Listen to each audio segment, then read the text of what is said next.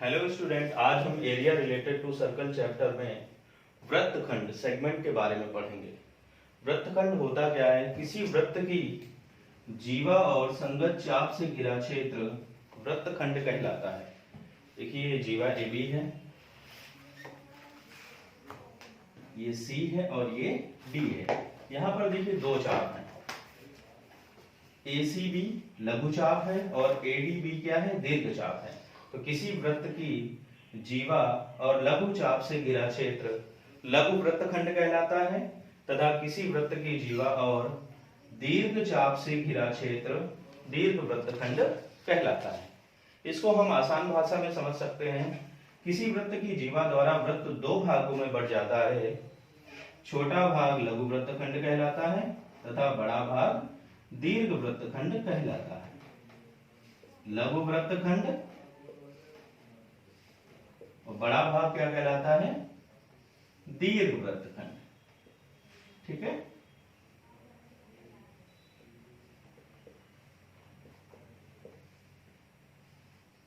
वृत्तखंड हमारा दो प्रकार का होता है, पहला लघु वृत्तखंड, दूसरा है दीर्घ वृत्तखंड।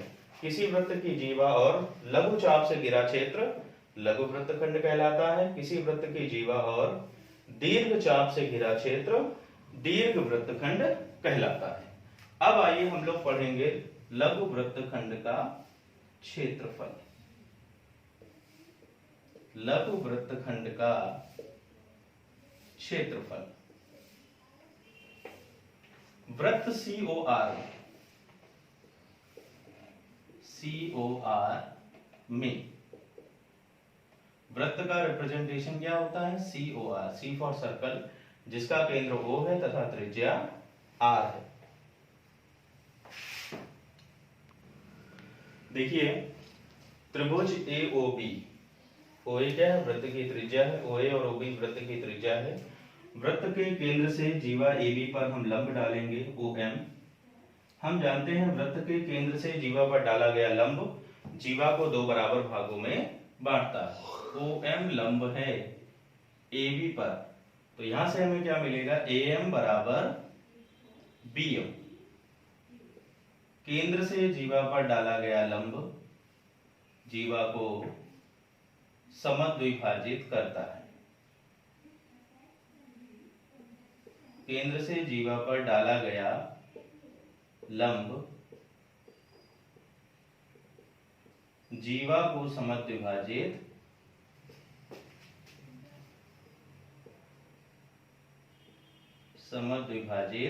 करता है। अब देखिए, दिया है कोण AOB बराबर थीटा। कोण AOB बराबर थीटा, जीवा AB द्वारा केंद्र पर बनाया गया कोण क्या है? थीटा है। अब देखिए, यहां से ये पूरा कोण क्या है? थीटा है, तो ये भी θ/2 होगा और ये भी क्या होगा? θ/2। क्योंकि त्रिभुज AOM तथा त्रिभुज BOM में OA बराबर OB होगा, दोनों त्रिज्याएं हैं। AM बराबर BM होगा। केंद्र से जीवा पर डाला गया लंब जीवा को समद्विभाजित करता है। OM बराबर OM उभयनिष्ठ होगा। यहां से दोनों त्रिभुज क्या होगा? सर्वांगसम होगा। त्रिभुज AOM सर्वांगसम त्रिभुज BOM, तो यहां से मिलेगा कोण AOM बराबर कोण BOM बराबर θ/2। कोण AOM बराबर कोण BOM बराबर θ/2। अब देखिए, हमें निकालना है वृत्तखंड लघु वृत्तखंड ACB का क्षेत्रफल। अब देखिए, लघु वृत्तखंड ACB का क्षेत्रफल निकालने के लिए हमें क्या करना पड़ेगा? सबसे पहले त्रिज्यखंड OACB के क्षेत्रफल में अगर हम त्रिभुज AOB का क्षेत्रफल माइनस कर दें तो यहां से हमें लघु वृत्तखंड ACB का क्षेत्रफल मिल जाएगा। क्या करना है हमें? त्रिज्यखंड OACB के क्षेत्रफल में त्रिभुज AOB का क्षेत्रफल क्या करना है? माइनस करना है। अच्छा, त्रिज्यखंड का क्षेत्रफल हम जानते हैं θ/360 गुणे πr² होता है। लिख लीजिए, त्रिज्यखंड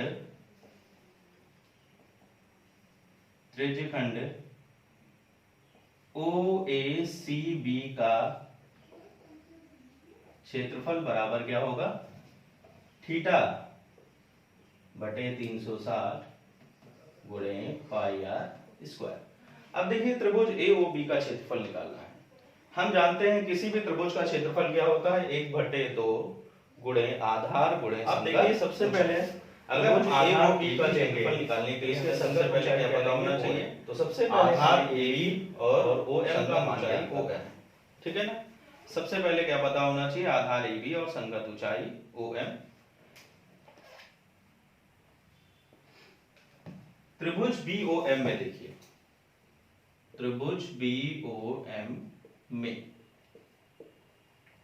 ओ बी क्या है, आर है, वृत्त की त्रिज्या है, कोण के सामने वाला लंब होता है, बी एम क्या है, लंब है, 90 के सामने वाला कर्ण ओ बी कर्ण है और ओ एम क्या है, आधार है। तो यहां पर देखिए हमें बी एम का मान निकालना है, लंब का मान निकालना है। तो यहां पर हम लगाएंगे sign theta by 2। Sine theta by 2 बराबर क्या होता है, लंब बटे कर्ण बी एम बटे O B. Sine theta by 2 बराबर बी एम, ओ बी का मान क्या है, आर है, हम जानते हैं ओ बी क्या है, वृत्त की त्रिज्या है। अब यहां पर देखिए क्रॉस मल्टीप्लाई करेंगे, आर साइन थीटा बाई 2 बराबर क्या है, बी एम। तो यहां से बी एम बराबर आ जाएगा आर साइन थीटा बाई 2। अब क्या निकालना है हमें, ए बी। वृत्त के केंद्र से जीवा पर डाला गया लंब जीवा को 2 बराबर भागों में बांटता है। वृत्त का केंद्र O है, केंद्र O से जीवा AB पर हमने लंब डाला है OM। तो यहां से AB हमारा 2 बराबर भागों में बढ़ जाएगा, AM बराबर BM, ठीक है। AB बराबर क्या होगा, AM प्लस BM। BM किसके बराबर है, AM के। तो यहां पर देखिए AM के स्थान पर हम क्या रखेंगे, BM, BM plus BM। AB बराबर क्या आएगा, 2BM। अब BM का मान रखते हैं, BM का मान क्या है, इसको समीकरण 1 मान लेंगे। BM का मान है r sin थीटा बाई 2। तो यहां से हमें AB का मान मिल गया 2r sin थीटा बाई 2, ठीक है। अब निकालना है हमें OM का मान। तो OM के लिए क्या करेंगे, cos थीटा बाई 2 लगाएंगे। cos थीटा बाई 2 क्या होगा, आधार बटे कर्ण। आधार क्या है, OM है, और कर्ण क्या है, OB है। OM बटे OB, cos theta by 2। OM का मान क्या है, याद करना है हमको, और OB क्या है, वृत्त की त्रिज्या है। क्रॉस मल्टीप्लाई करेंगे तो यहां से OM बराबर आ जाएगा r cos थीटा बाई 2। अब हमें क्या मिल गया, यहां से AB भी मिल गया और OM भी मिल गया। अब निकालना है त्रिभुज AOB का क्षेत्रफल।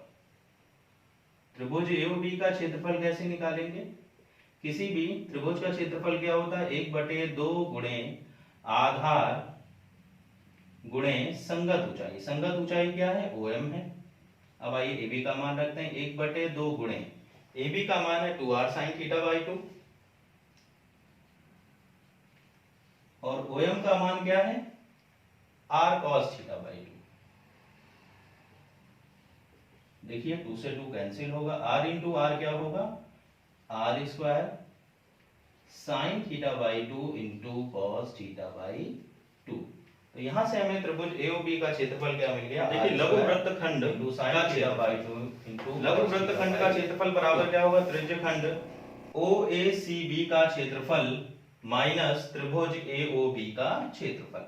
त्रिज्यखंड OACB के क्षेत्रफल में अगर हम त्रिभुज AOB का क्षेत्रफल माइनस कर देंगे तो आ जाएगा लघु वृत्तखंड का क्षेत्रफल।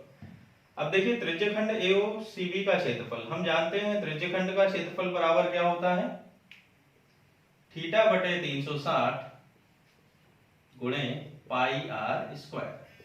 त्रिभुज AOB का क्षेत्रफल क्या है, त्रिभुज AOB का क्षेत्रफल है r square into sine theta by 2 into cos theta by 2। देखिए अभी हमने निकाला है त्रिभुज AOB का क्षेत्रफल बराबर r square sine theta by 2 into cos theta by 2। अब यहां पर देखिए क्या करेंगे, r स्क्वायर कॉमन ले लेंगे तो क्या आएगा, थीटा बटे 360 pi minus sine theta by 2 into cos theta by 2, ठीक है। तो यहां से देखिए लघु वृत्त खंड का क्षेत्रफल क्या मिल गया, R square theta upon 360 pi minus sine theta by 2 into cos theta by 2। लघु वृत्त खंड का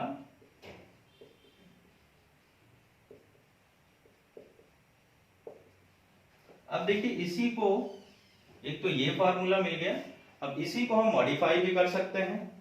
क्या कर सकते हैं, देखिए R square theta upon 360 pi minus 2 से गुणा करेंगे 2 से भाग करेंगे sine theta by 2 into cos theta by 2।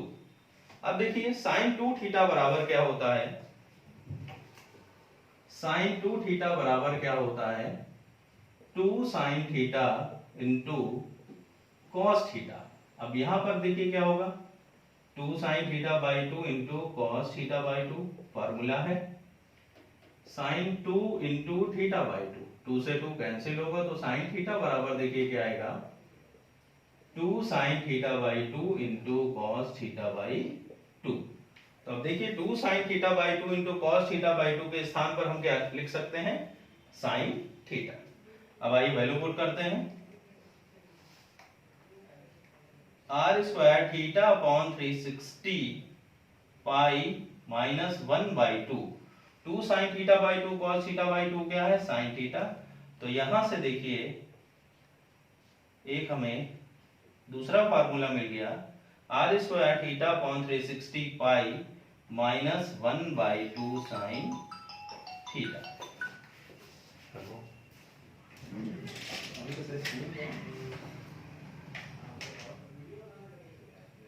लघु वृत्तखंड का क्षेत्रफल।